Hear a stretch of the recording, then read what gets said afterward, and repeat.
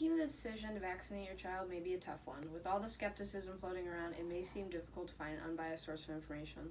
In 1796, a time where smallpox was devastating, Edward Jenner discovered what we consider to be one of the first steps to the discovery of vaccination. Using an 8-year-old not infected with smallpox and the pus from a dairy maid infected with cowpox, the less aggressive version of smallpox, Jenner took pus sores in her arm, then using a knife cut the little boy. He did become infected with cowpox, but recovered shortly. After his recovery, Jenner infected him with smallpox to see if he would develop the deadly disease. When the boy didn't get sick at all, Jenner discovered what we now call vaccination. 2 years later, it was administered to everyone, and the disease is considered eradicated. Since then, a lot of time has passed, and the excitement has faded into skepticism. Many parents are confused on what the right thing to do is. After a study found links to vaccines and autism, parents stopped vaccinating or created slower vaccine plans. The idea was that the middle ground of vaccinating and was to give your children less in a longer span of time. First, vaccines do not cause autism. The original study was flawed and distorted, as it used a sample of 12 children.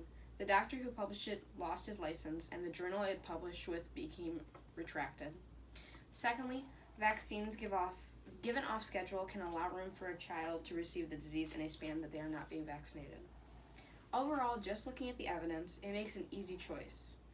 Vaccines cured America of polio, tetanus, hepatitis A and B, rubella, and many other diseases. Vaccinating your children on time every year leads to your children and others' safety from deadly diseases. See, herd immunity is the concept that when a community is vaccinated against a particular disease, they are less likely to get it. When people don't vaccinate their kids, it makes communities more susceptible to disease. Like 2015's massive measles outbreak, after an infected tourist visited Disneyland in California, many cases sprung up around the U.S. as people visited Disney and went home to their state. Vaccinating keeps kids healthy. It is simple, and may I stress enough, does not cause autism. Some frequently asked questions include, what are the side effects to being vaccinated? The side effects can range for every different type of vaccination. As extreme as that sounds, the effects are usually a sore arm and a mild fever, and pass after a few days. Every vaccine has its own specific side effects, and if you're concerned about a possible allergy or statistics about the vaccine in question, you can take a look at the CDC's vaccination information statements. It's important to know that every vaccine has to go through clinical trial and testing. So, another frequently asked question is, what really is inside vaccines? Some chemicals may sound scary as they're being injected into your body, but did you know that aluminum as a gel or salt form is added to help the vaccine respond better when a viral intruder actually enters your immune system? And formaldehyde is used when shipping vaccines so that nothing may disrupt the chemicals. Formaldehyde is removed before the vaccination process. Some people are concerned with vaccination in a religious context, and you may be surprised to know that all the major world religions have a neutral or positive stance on vaccination. This includes Christianity, Islam, Hinduism, Buddhism, and Judaism. Of course, there are anti-vaxxers within those religious communities, but similarly to the rest of the anti-vaccine crowd, they are a small minority. Finally, the question of what a vaccine really does to help us. What is to gain from injecting a disease into us? Seems counterintuitive until you consider our immune system.